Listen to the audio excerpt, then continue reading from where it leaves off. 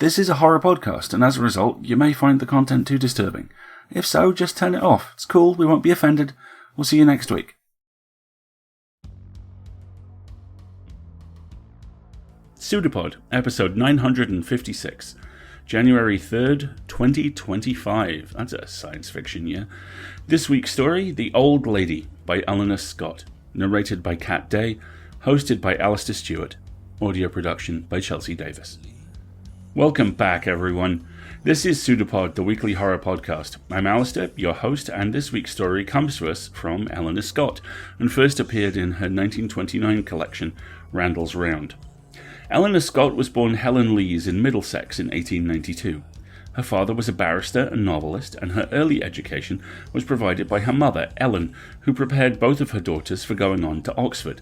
It's important to note at this point that the first female students attended Oxford in 1879, but they couldn't officially graduate until 1920.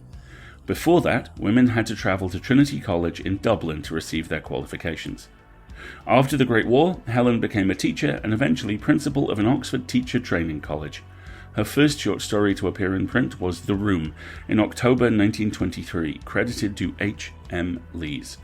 In 1928, the first work bearing the pen name Eleanor Scott appeared, the controversial novel War Among Ladies, which was published by Ernest Benn. Her final novel, Puss in the Corner, was published in November 1934. Scott's 1929 collection, Randall's Round, from which this story comes, has been an overlooked gem of horror for years, and it is our pleasure and honour to bring a facet of that gem out into the light. Every story was inspired by a dream, and in the foreword, Scott talks about her hope that none of them have lost their terror in moving from the theatre of the mind to one of the page. I don't think she has anything to worry about. Your narrator this week is the amazing Kat Day. Chelsea is, as ever, your audio surgeon par excellence, and I am but your humble host. So, let's go make a friend. A true friend.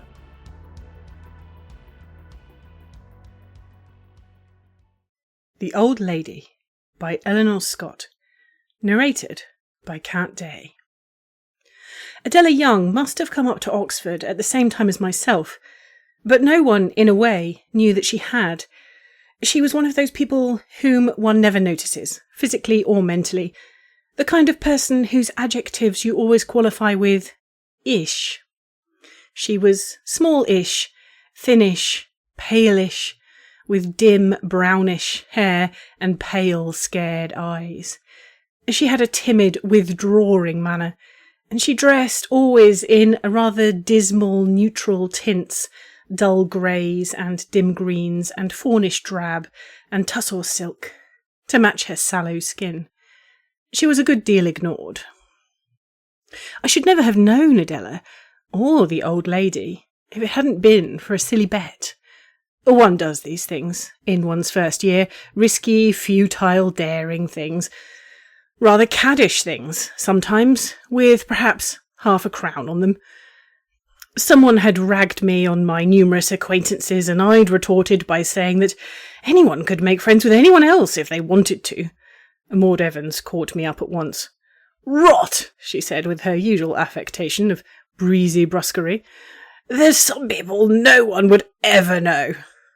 "I bet there's nobody in college I couldn't get to know if I wanted to," I asserted, with more assurance than was at all warranted.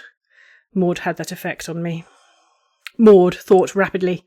I could see her as I watched her challengingly, going over all the various types of people, the superior, the literary, the sporting, the fashionable, the swats.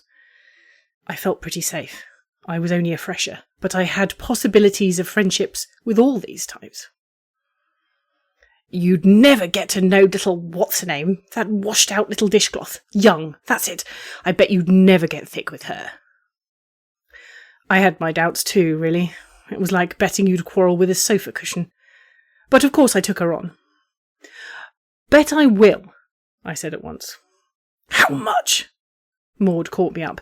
She always had rather an eye on the main chance. "Oh, what you like."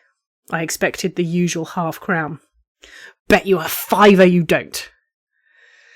That stung me. Maud would never have risked such a sum. £5 means a good deal to a girl undergraduate if she hadn't felt certain of winning.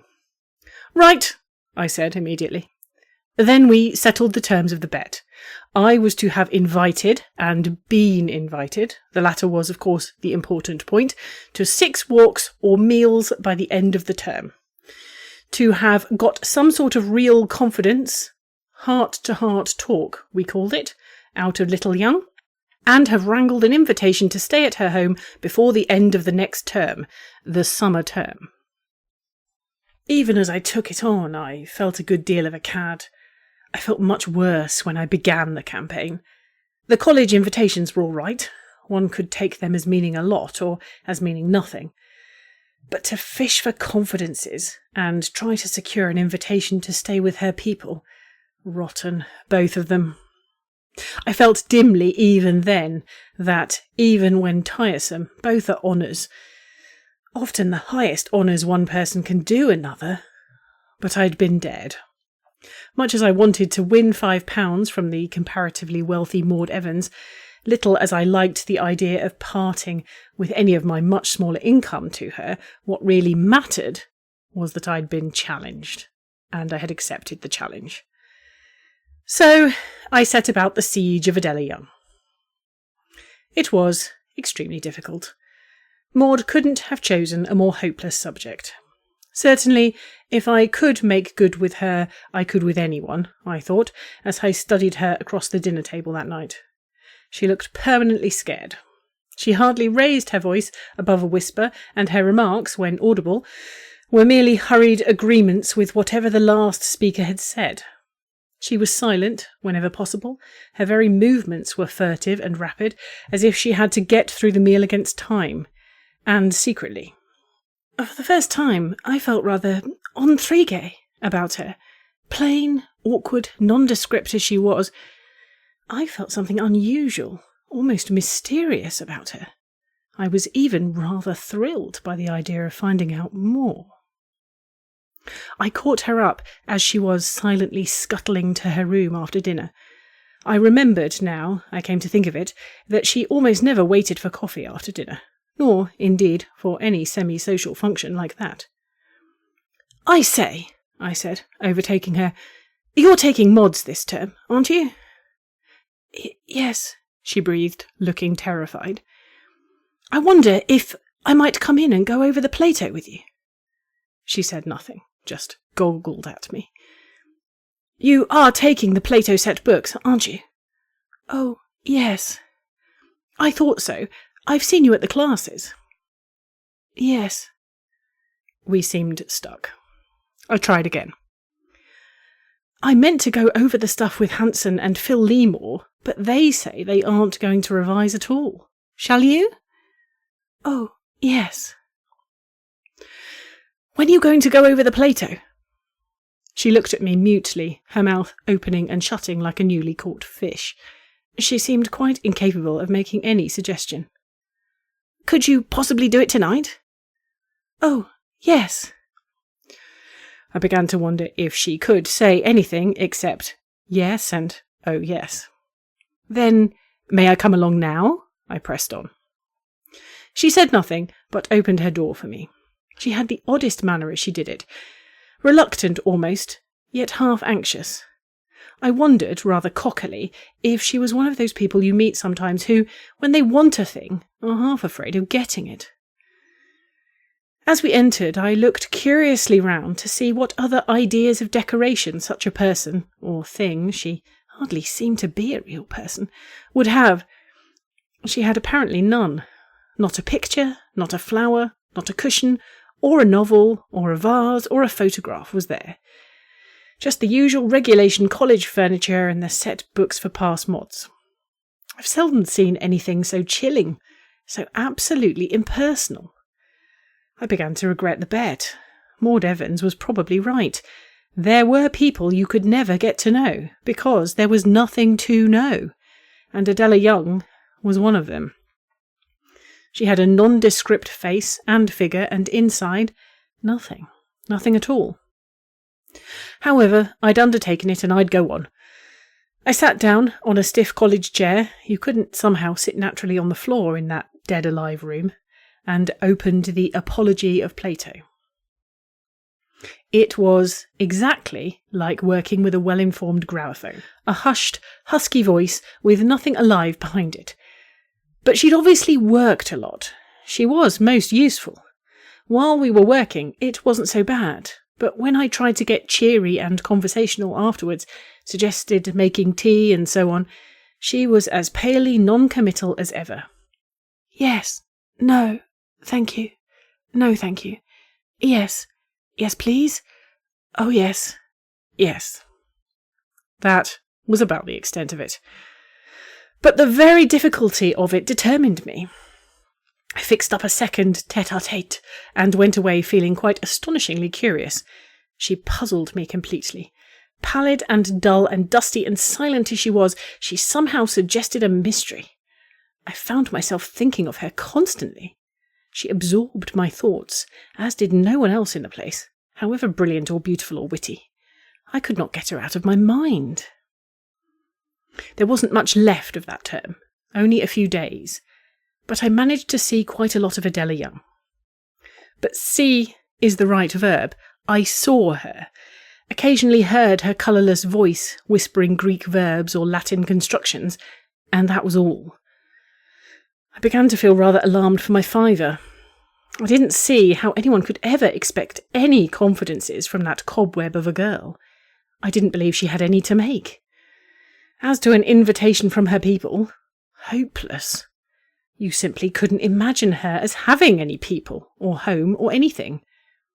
I wondered vaguely, when I first thought of this, if she could be a foundling, a child from some orphanage or something, and if so, whether that wouldn't cancel the bet. I rather jumped at the idea. I thought it would solve my difficulties very nicely. So rather tentatively, I broached the subject of families and homes and vacation plans to Adela. "Shall you spend the vac at home?" I asked her one night when we'd gone over the work for the next day's paper. Tacitus, I think it was. "Oh, yes." "Shall you stay up for the viva, or go home in between?" "Go home, I think." She paused, and then actually volunteered a remark. "I come so late in the list," she added. "Oh, yes, so do I, of course. Nuisance, beginning with a Y. But it's too expensive to go all the way up to Ireland and back again. I shall have to stay up. Sickening," I added. "I shall be the only person in Col, except the Dons." That was as broad as I dared make it, but I began to fear that she wouldn't take the hint. She was so long before she spoke. She gave me the impression that she was trying to make up her mind to do something rather dreadful. At last she brought it out. That is, my guardian," she said. We should be so glad. She said, if I had any friend who would care." Her voice died away. It had been even more gasping and husky than usual, as if she were forcing herself to speak, and her strength or courage wouldn't last out. It wasn't exactly what you might call an invitation, but I eagerly took it as such. "Do you mean that I could stay with you till the viva?" I asked with indecent haste. "Oh, yes, she'd like you to." Again her voice faded into silence. "But does she know anything about me?" I asked. She wants me to make friends my own age," whispered Adela. She said nothing whatsoever, I noticed, about her own inclinations. I twisted round. We were in my room, and I was sitting on the floor, while Adela Young sat in an upright chair behind me. I twisted round and looked at her curiously. Her face was dead white, and her forehead was damp. Her pale eyes stared at me, terrified, above a handkerchief that she held with a shaking hand to her mouth. What on earth could the girl be so scared about? At the very worst, I might be horribly rude, though she must have known me well enough to know that I shouldn't be. But I couldn't even then see how the grossest insolence could be as terrifying as that. "Did your guardian, suggest that you should ask me?" I asked curiously. She nodded dumbly. "That's awfully kind of her, I said warmly. I'd love to. I expected to see her face clear at that, but it didn't. She looked as scared as ever, mutely terrified, with a kind of half-wistful, almost pitying look as well. I stared at her, rather obviously, I'm afraid, trying to think what the idea was that she suggested to my mind. She looked embarrassed, got up restlessly, moved to the door, but she was too late. I'd got it. She looked exactly like someone who has just been through some awful experience of pain, telling the next victim that it's his turn. Relieved for herself, but knowing what she was sending me to. I was tremendously interested, too much so to speak. At the door she turned. "Shall I say you'll come?" she whispered. "Oh, rather, please. May I send a note too? I mean, it's so awfully kind of your guardian to invite me. I'd like to thank her."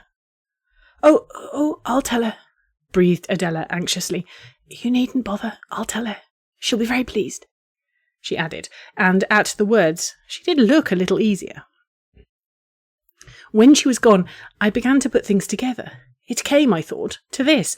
The kid must have been brought up in the firmest manner by a Tartar of a guardian, of whom she was, even now, mortally scared. She had probably never been allowed to have a friend, or even a possession of her own. And then, when she was grown up, the dragon had seen her mistake, and had sent her to Oxford with the idea of developing her. She was probably pathetically anxious to see Adela launching out, making friends, being a success, when, owing to the training she had given her, the poor kid was completely incapable of doing anything of the kind. And Adela was still so terrified of this tyrant of her childhood that she had dreaded my refusing, dreaded having to confess that she had, so far, failed to take advantage of her opportunities. That accounted, too, for her odd look at me. Dreading her guardian, as she clearly did, she disliked having to hand me over to her.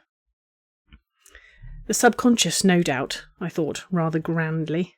Subconsciously, she associated her guardian with whippings, supperless bedtimes and scoldings, and still feared, both for herself and for me, the iron discipline of her childhood.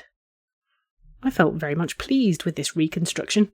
It fitted all the facts, so far as I knew them, so admirably. I was sure I was right. I felt quite unwarrantably excited as I arranged my journey to the Bedfordshire village where, it seemed, Adela and her guardian lived. I'd already told Maud Evans where I was going, and rejoiced to see her scepticism change to disappointment and a kind of sulky admiration. If I could get the invitation, I was sure, I thought, to get the confidences in the end. And clearly Maud thought so too. She was obviously very much annoyed, though she could well spare the £5. This added to my pleasurable excitement, which had been considerable in any case, for I was really interested and very keen to find out what Adela's background really was. I was sure my guess was right in the main, and I also felt that I might, with luck, be able to do something to set things right for the poor kid.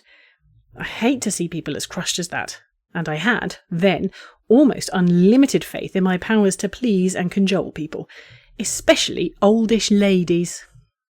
I had then not the smallest doubt that I should be able to soothe and tame this particular dragon and make life much easier for her aggravatingly timid charge. On the way down, and especially during the inevitable and interminable wait at Bletchley, I tried to extract something more from Adela about her home conditions. I particularly wanted to know whether there were any other members of the household. My campaign would rather depend on that. But Adela seemed terrified afresh by the very tactful questions I asked. "No one else. Now. There were more of us at one time." And here her voice quite gave out, and her pale eyes filled with horror, gazing past me in blank misery. Again, I guessed some appalling family tragedy, of which she was the sole survivor. Experience, memory, or a complex due to an ancient terror, that accounted for a lot. And on top of it, this probably severe guardian. I was getting on. Soon I felt I should know enough to extract confidences. I was almost sorry when the train struggled in. It was pretty full.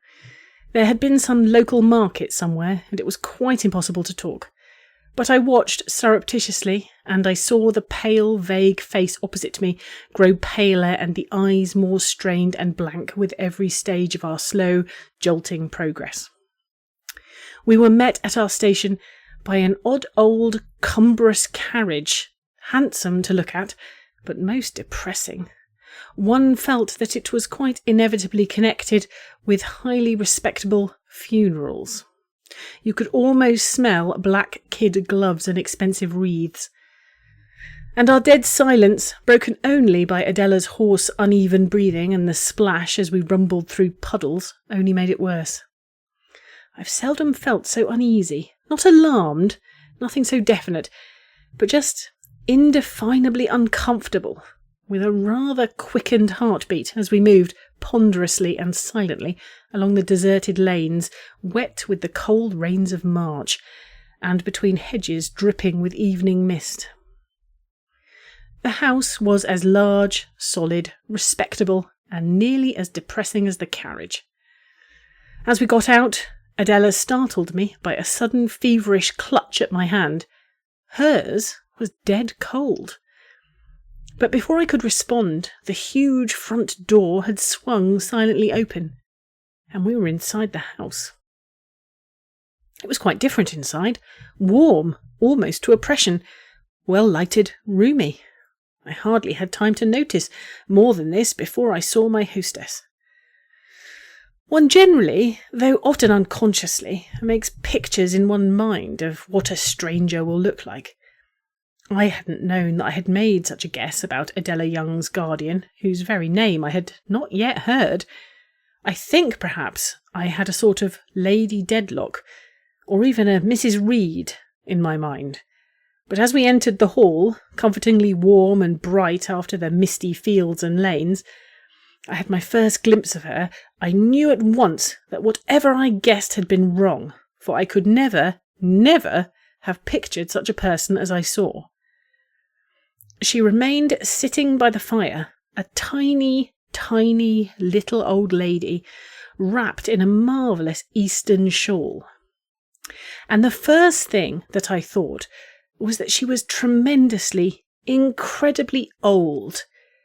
Not old as one generally uses the word of people, but old as the pyramids and Stonehenge are old, timeless, ageless, and vital.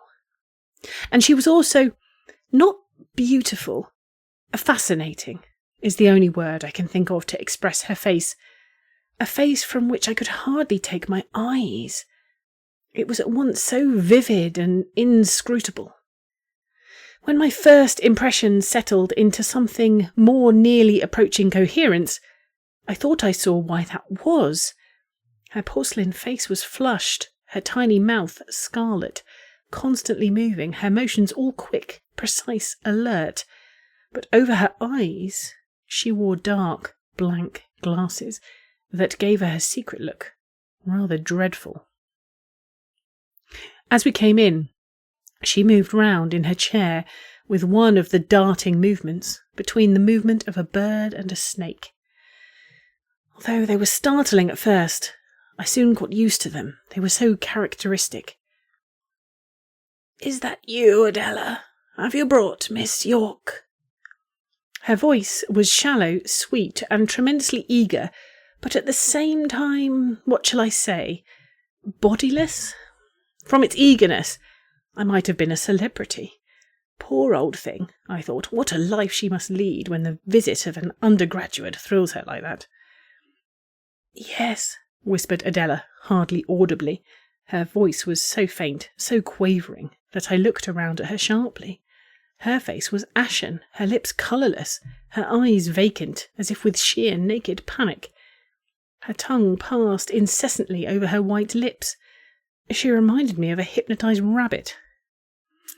"How very kind of her," murmured the old lady. "Bring her here, Adela. I can't come to you, Miss York. You must forgive me. I'm an old woman, lame and blind." And sick too, I thought, as I took her tiny shrunken hand. for it was burning as if with fever, and tremulous with something that I did not think was age alone. It was more like the quivering of intense excitement. What a life, I thought. What a life they must lead, these two women, in that big, lonely, comfortable house, when the young one was a mass of terrors and alarms, and the old one feverish with excitement over a visit from a girl she could not even see. "I can't see you with my eyes," the old lady said then. "I wonder if you will let me see you with my fingers. Will you let me feel your face?" "Of course," I said, and knelt down beside her. If I had guessed at all what that ordeal would be like, I would never have assented. I cannot describe the utter loathing and repulsion that filled me as the tiny, soft, hot hands passed like feathers over my face. It was horrible, sickening, like allowing some dreadful, unclean insect to crawl about one's face, up to the roots of my hair, down my cheeks, round my eyes, along my chin and neck. I could hardly restrain my utter disgust. Although, when at last her hands dropped and I rose rather unsteadily to my feet, I could not understand my own loathing. I shook myself impatiently, angry at my own folly. Fortunately, I didn't have to remain beside her for very long.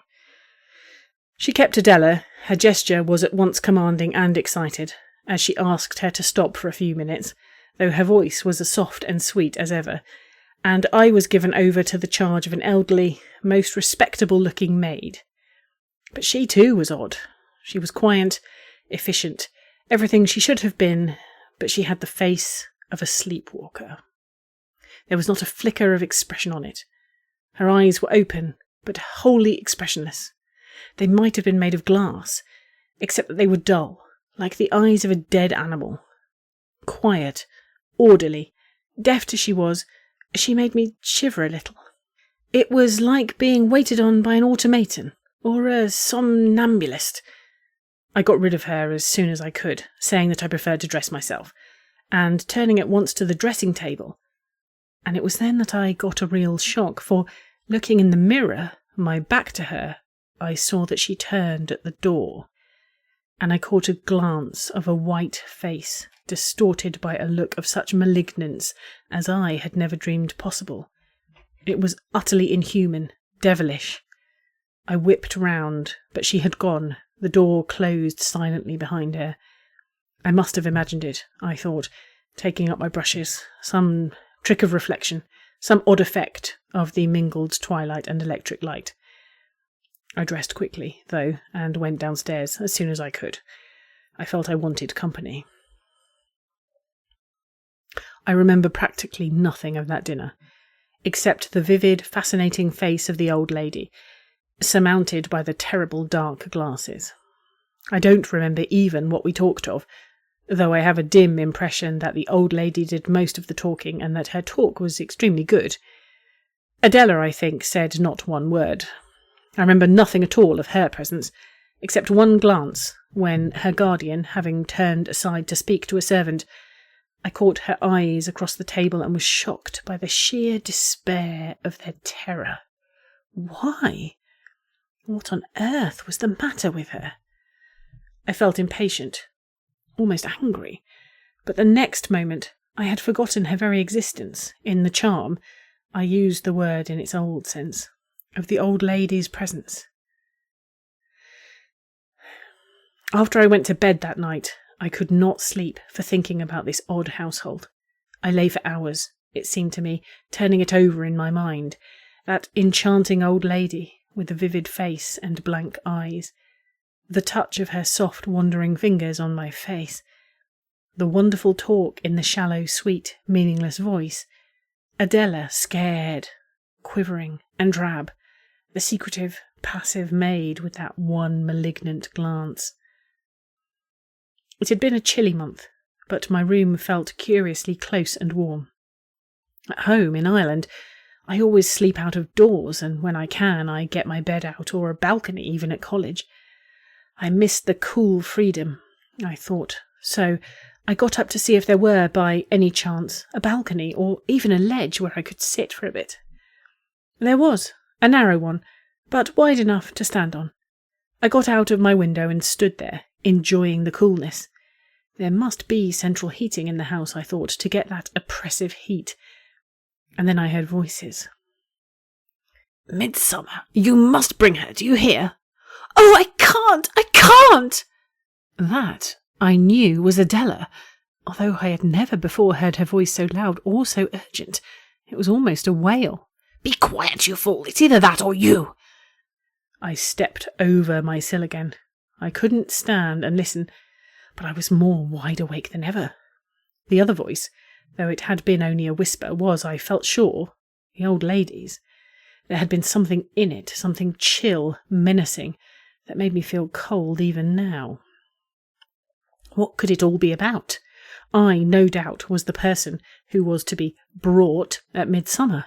But why? And why had Adela broken through her scared neutrality to cry in that anguished wail, I can't? And what would happen if she didn't? What was the choice suggested by that? It's either that or you. I am, I admit, curious by nature. And now I was thrilled, consumed by curiosity. My repulsion was gone in the sheer love of a mystery, for I felt sure there was a real mystery here. It was not my imagination, but something real, actual, in this house, a mystery that concerned me as well as Adela and the old lady. I must find out what it was. Adela was so docile, so entirely without the power of resistance.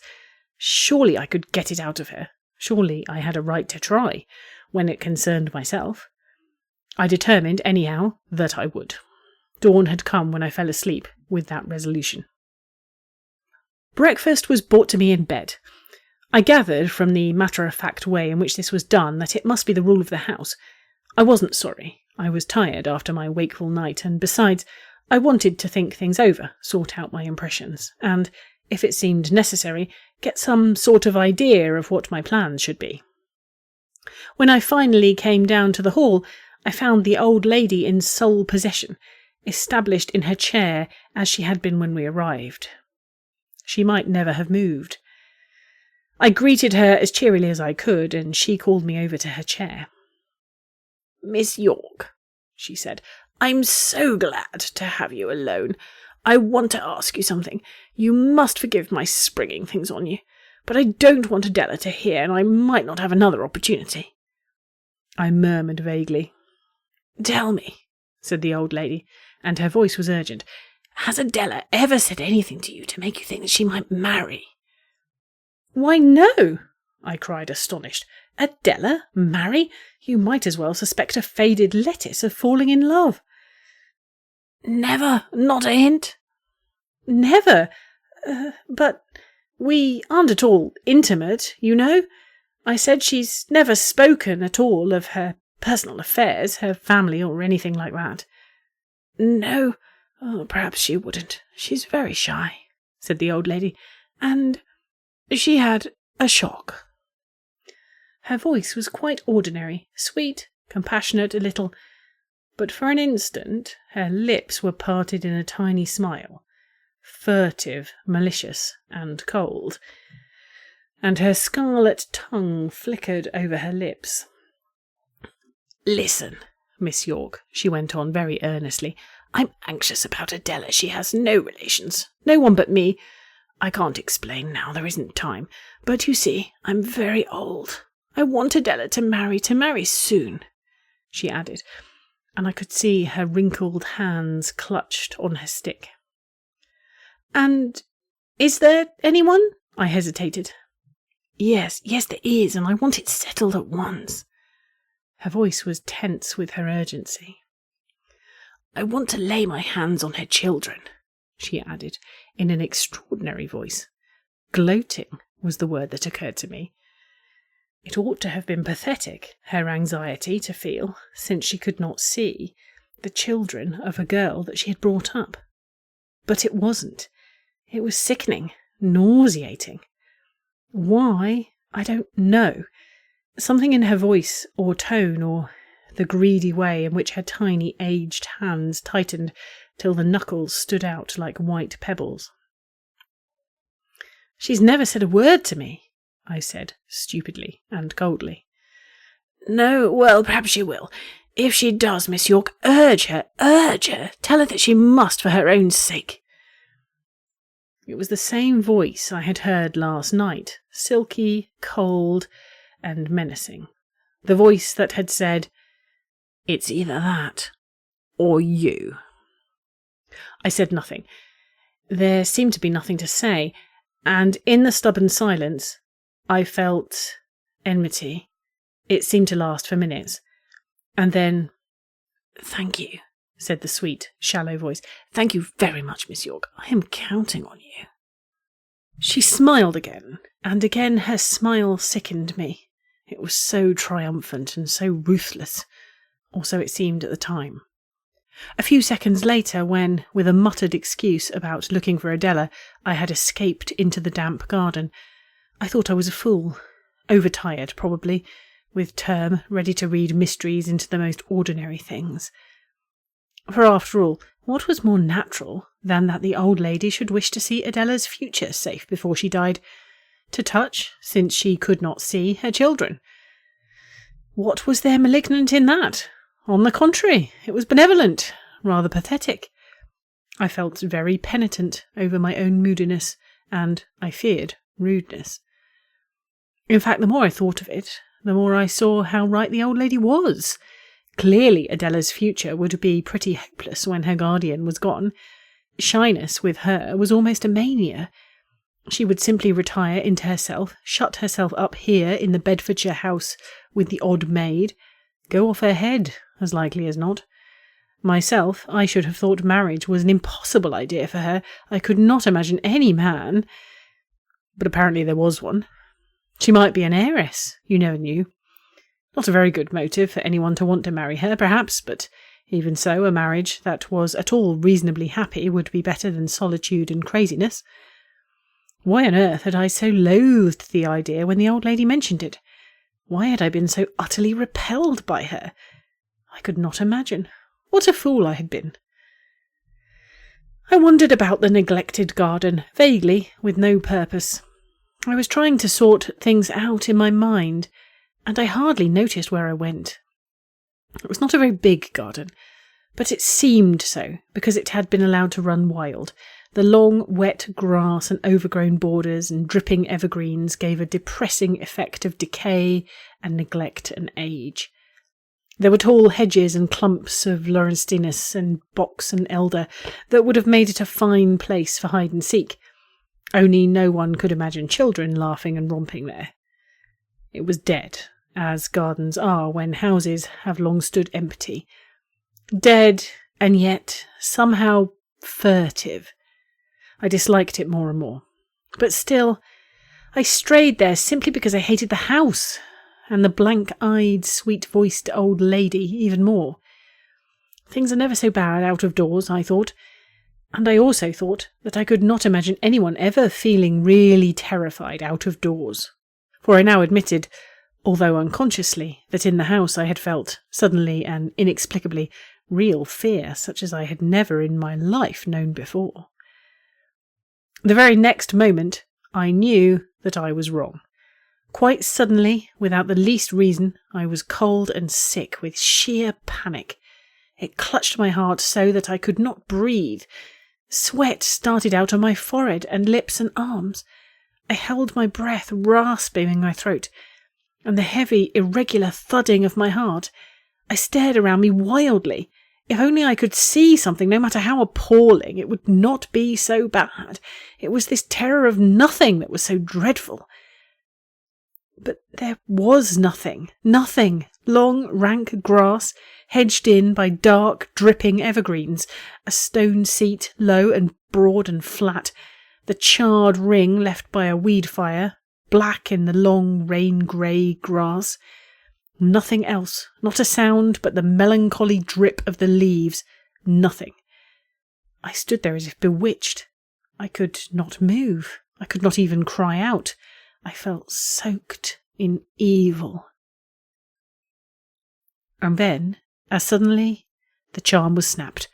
I heard a sound, a hurried, furtive, stumbling step, a little whimpering, sobbing noise, and I could move again. I turned and ran, gasping and shaking out of the silent evil enclosure and ran straight into Adela.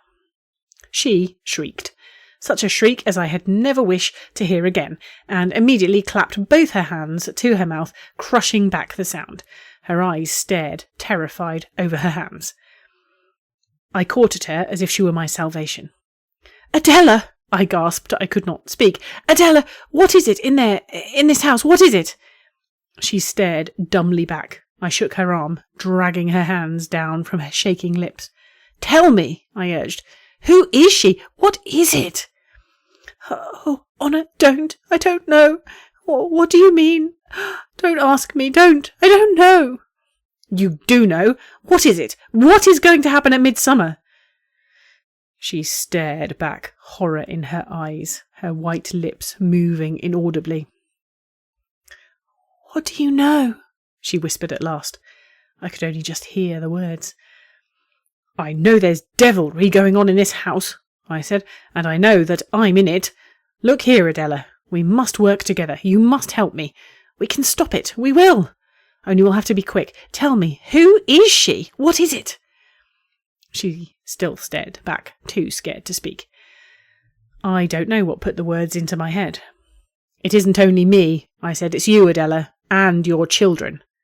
She gasped at that, and her cold hands clutched at me. I know, she babbled, in a whisper I could hardly hear. "She will, I know, Honor, what can we do? She's listening even now. She can hear and see everything we do. We can't ever get away from her. She wants another. Honor, it's the year. It's 5 years since... Listen, she got us when we were babies. My brothers and me. I don't know why. I was only 3. 2 years later..." She broke off, gulping. I shook her arm again. "Go on," I said. She glanced at me, and then away, her eyes staring before her. He died. Phil, the youngest, They said he fell on the shears. There, in the enclosure there. His throat, they said it was pierced. I think I knew. Even then, I was a baby, but I think I knew. It wasn't as they said. I knew things even then. And afterwards..." Again she broke off, shaking all over. 5 years after that, she went on, and again. She stopped. Yes, I urged her. "It was Leslie next," she whispered. An operation," she said, "her own doctor. It satisfied people, but I knew, Honor, I knew. And he died, I think. And then, 5 years ago, Stephen, the one just older than me, they said it was suicide. Honor, oh, Honor, it wasn't. She sobbed, one deep, heavy sob. "It was there, where you came from just now. Oh, you frightened me so.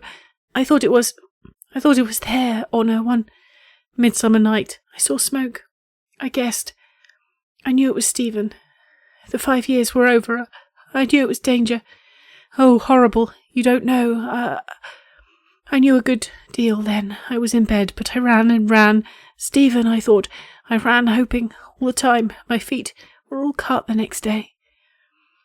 Her voice died away in a little sobbing whisper. "It was over.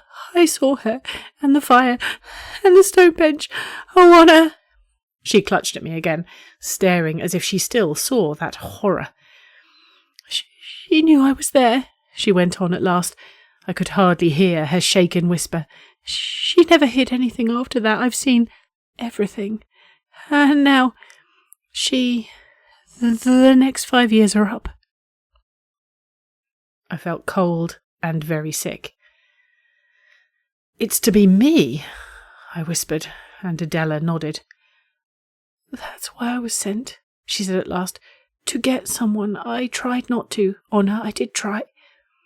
I couldn't help it. I had to do it. You see, she wants to keep me. She wants children, little children. Ready." We stared at each other in hopeless horror. She knows everything I do and say and think," Adela went on in the same hurried, gabbling whisper. She knows we're here now talking of it. She knows everything, Honor. We can't ever... Oh, what can I do? What can I do?" Her despair roused me. "We have until midsummer," I said. "We'll be ready by then." But she shook her head hopelessly. "You don't know," she said. "You don't understand. She sees your thoughts. You can't plan against her." "We can," I asserted, "and we will." She looked up, a glimmer of hope in her questioning eyes.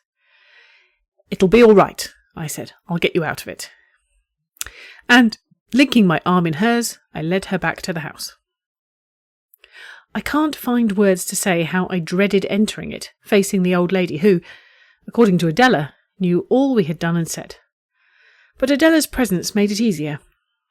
Anyhow, I knew what I was up against, and I knew that someone weaker than I depended on me. You can't have better incentives to courage.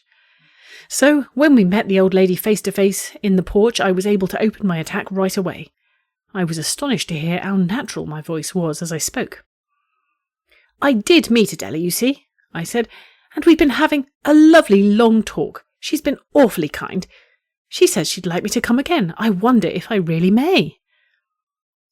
"I should be delighted if you would," purred the old lady with her polite surface smile. I wondered with one part of my mind if she really could see into my mind and read my thoughts. "When can you manage it?" "We go down on the 20th of June, I said. "Could I come straight to you then, on the 20th? I heard Adela give a terrified gasp, and her hand, tucked under my elbow, clutched my arm convulsively. The old lady's blank, black glasses above her shallow smile made me shiver a little. I had the impression that, owing to their very emptiness, they read me and concealed their knowledge. But I kept a hold on myself, thanks to Adela's trembling hand in my arm. I think there was not even a tremor in my voice as I made all the arrangements and polite speeches that one does when one fixes up a visit. We went back to Oxford that afternoon, and after that I returned to Connemara for the rest of the vac, and during those few weeks I thought it all out. Finally I took my twin brother Connell into my secret. I knew he would know that I hadn't panicked over nothing, and that he would help me to pull through. We spent long afternoons in the glens with a wise man. My family chaffed at me about my sudden interest in fairy lore. I left Connell to carry on our preparations, and went back to Oxford for the summer term. One's summer term generally seems to stand out in people's memory. Mine is a blank. I could think of nothing but what was to come on the day after term ended on Midsummer Day, and I was not helped to forget it by Adela, who followed me round with mute, imploring, adoring eyes, and half-begun, quavering sentences that she never completed. I nearly lost my patience with her more than once, and begged her not to destroy the little nerve I had left. After all, it was my risk, not hers, and I'd seen, and even worse felt, quite enough to make it unnecessary and maddening to hear her constant appeals. "Oh, Honour, don't try it, you don't understand." I was determined to take every possible care, but I was equally determined to see the business through. I don't believe Adela and I exchanged a single word on our journey back to Bedfordshire on that 20th of June. It was a steamy, breathless day, not a leaf stirring on the heavy trees, the streams crawling sluggishly between the fields where the very grass was motionless. I hoped for thunder vaguely, and with all my might I hoped and prayed that Connell had managed his part of the business. I had said nothing about him, or our plans, to Adela, because I now believed that, owing to her long subjugation and terror, her mind was really open to her terrible guardian, even when they were apart. But my mind was free, my own. I was strong and independent, so I made my plans and kept them entirely to myself. All I had said to Adela was that she was to slip out of the house at midnight and remain away from it. I had learned that all the servants left it each evening. I could guess why. The house seemed asleep, in a heavy, enchanted torpor that was, as it were, embodied in the thick, flowery patens and sickly, pungent scent of the elder trees about it. It was silent, motionless. In the airless heat, I felt my hands and feet dead cold. It was sinister, evil. It had not been like that before, I thought stupidly. It was as if the heat drew out some evil emanation as it drew the scent from the elder blossoms. My feet suddenly turned to lead, heavy, cold. I could hardly drag them along. I felt drugged, stupefied, by the scent that enveloped the house and by the heat that only seemed to touch the outside of me and left an icy core of fear within. I kept thinking all that dreadful evening, 5 hours more, only 4 hours, as the time loitered by and midnight approached. I don't remember much of the evening, except that I heard my own voice making conversation, and I remember being vaguely surprised to hear how easy and ordinary it sounded. I remember wondering if I had developed a dual personality. My mind felt like my body, giving normal reactions on the surface, while deep down in the centre it was frozen by sheer, unnameable terror. I still dream sometimes of that hot, airless evening, with the smell of the elders outside in the windows and the smooth flow of mechanical talk concealing hatred and horror under a mask as smooth and thin as silk. The sky darkened slowly, and at 10 I made my excuses. I said I was tired, the weather had made me headachy, and might I go to bed. I smothered a yawn, convincingly. The old lady was very solicitous, and I thought relieved. I was urged to go to bed at once. She would send me hot milk and a mild sleeping draught. I thanked her, accepted everything, and went to my room. I wondered, as I undressed, whether I should take that sleeping draught. Suppose Connell failed? I felt so sick at the thought that I had to sit down. I was trembling too much to stand. I felt despairing now. The house had sucked away my courage and my hope.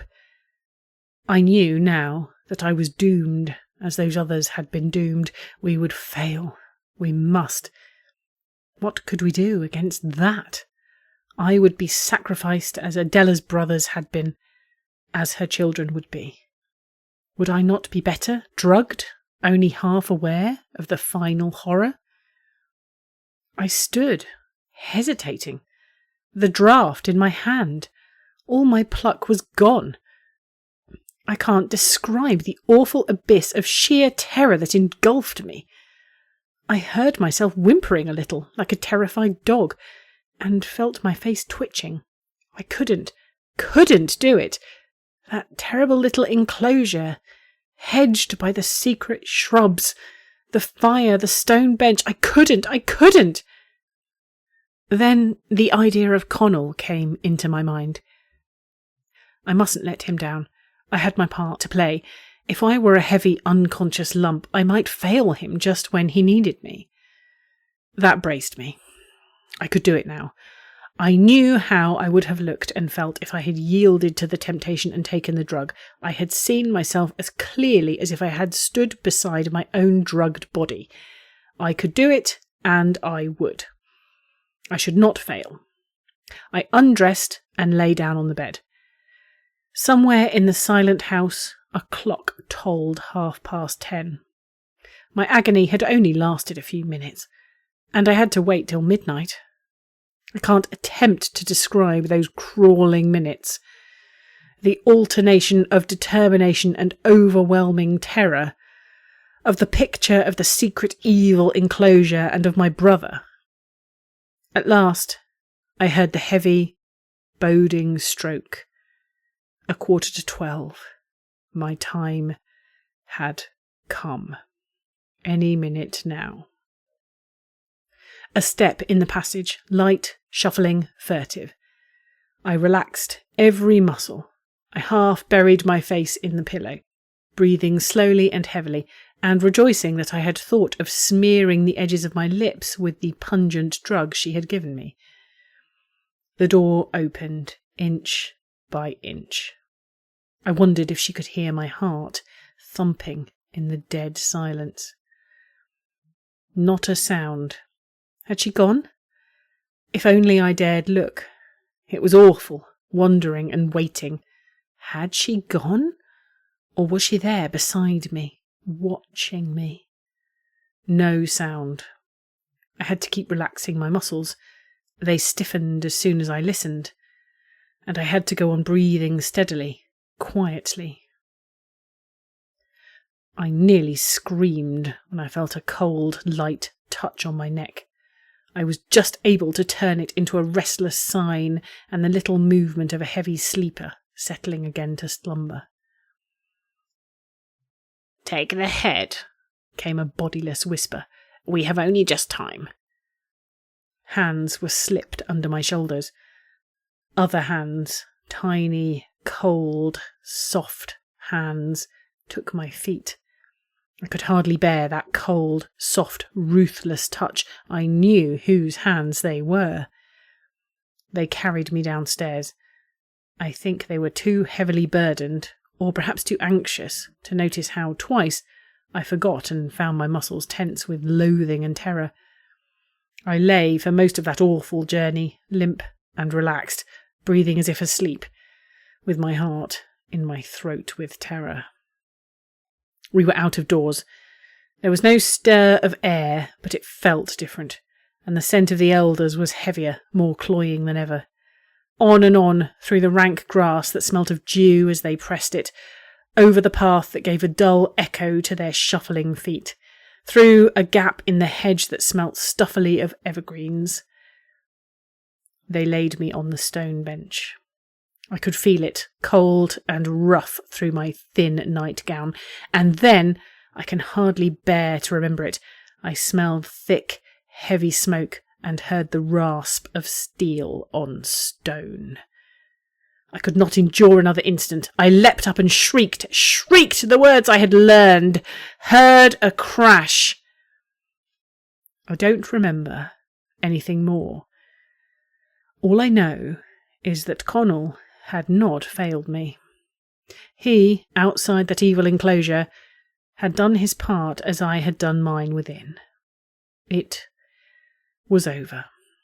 An hour later, the house was roaring in flame to the darkened sky, while lightning flickered overhead, and Adela crouched, weeping, beside me. I was ill after that, and went up late next term. Almost the first person I met was Maud Evans. "Hello," she said. "Better?" I said I was all right. "Fancy you being so upset about a fire," she said.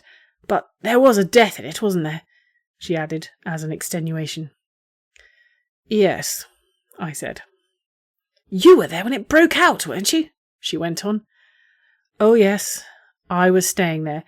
You've lost your fiver, all right," I said, hoping that would make her sheer off. But it didn't. She had clearly forgotten the fiver, and was rather crestfallen, but looking for a loophole at once. "Well, but did the young kid ever confide anything to you?" she demanded. "That was part of it, you know." I shivered a little. "Oh, yes, she confided in me, all right," I said. "Really intimate?" "Oh, yes, very. Too intimate to tell you, Maud." Maud scowled sulkily. "Men?" she asked then. Again I shivered. "Well," I said, "marriage came into it."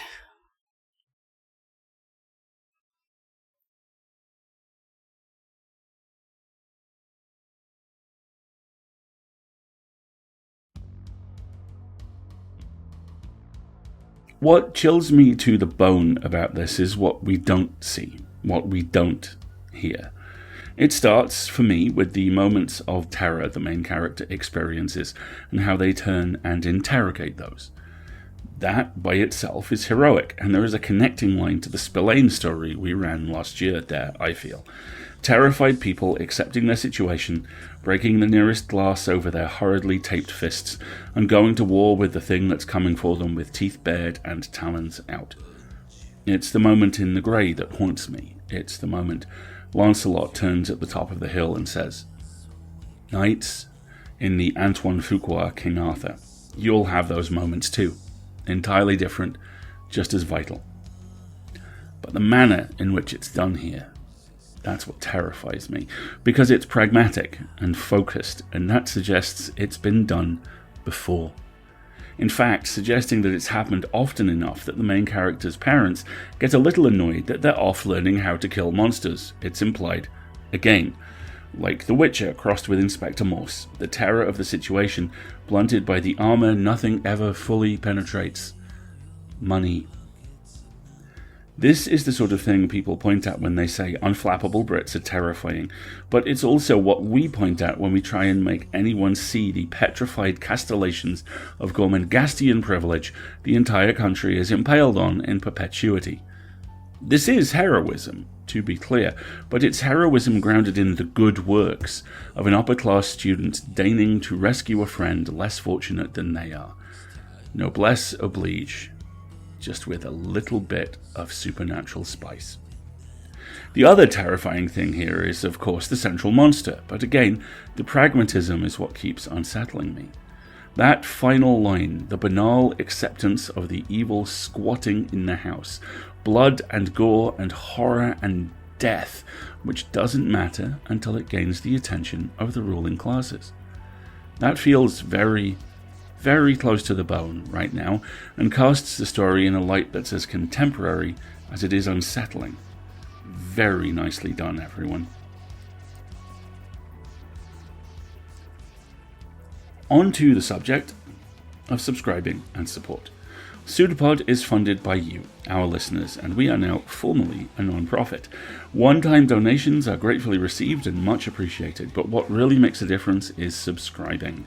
A $5 monthly Patreon donation gives us more than just money.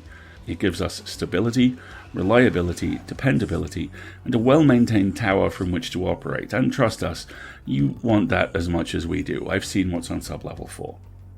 If you can, please go to pseudopod.org and sign up by clicking on Feed the Pod. If you have any questions about how to support EA and ways to give, please reach out to us at donations@escapeartists.net. And if you can't afford to support us financially, then please consider leaving reviews of our episodes or generally talking about them on whichever form of social media you can't stay away from this week. Last year, we successfully migrated across to Blue Sky, and whilst it's imperfect, it's much, much nicer than the other place. So we would love to see you there. Please find us at pseudopod.org. Also, if you like merch, you can support us by buying hoodies, t-shirts, and other bits and pieces from the Escape Artists Void merch store. The link is in various places, including our pinned tweet. Also, if you love Void merch as much as we do, all-around goodest of eggs, Jordan Shively, who runs Void merch, has a novel out, their debut to be precise, and we'll leave the link for that in the show notes too. PseudoPod is part of the Escape Artists Foundation, a 501c3 non-profit, and this episode is distributed under the Creative Commons Attribution, Non-Commercial, No Derivatives 4.0 International License. Download and listen to the episode on any device you like, but don't change it and please don't sell it. Theme music is by permission of Anders Manga. Join us next week for The Shout by Robert Graves, narrated by Ben McKenzie, with audio production by Chelsea Davis and hosting by myself. And PseudoPod wants you to spring forward into this new year, safe in the knowledge that you have seen your true guardians of England, sick father and mother, who would have us children forever. We'll see you next time, folks. Until then, have fun. An arm appeared from nowhere on the shape, seemingly projected like the pseudopod of a protozoan. It's a pseudopod. It's a big foot. It's all about podcasts these days.